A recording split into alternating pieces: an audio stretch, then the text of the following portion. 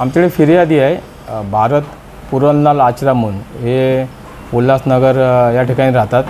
त्यांचं आमच्या हद्दीमध्ये CCTV कॅमेरे किंवा त्याच्यासाठी लागणारे जे गॅजेट असतात, power bank, pen drive, headphone वगैरे, म्हणजे जे जवळपास कॉम्प्युटरचे इलेक्ट्रॉनिक सामान असे त्यांची गोडाऊन आहे, कंपनीसुद्धा आहे। तिथून ते माल इतर ठिकाणी डिस्ट्रीब्यूट करत असतात, रिटेल करतात।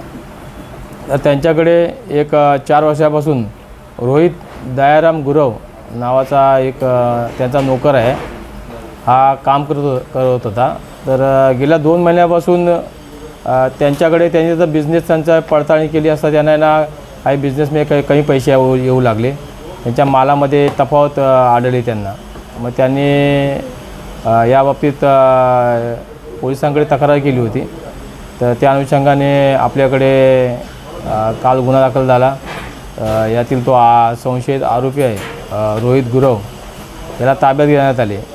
सदरचा तपास आमच्या पोलीस ठाण्याचे PSI मुंडे, डिटेक्शन अधिकारी आणि DB पथकाचे पोलीस हवालदार जाधव व इतर यांनी केला।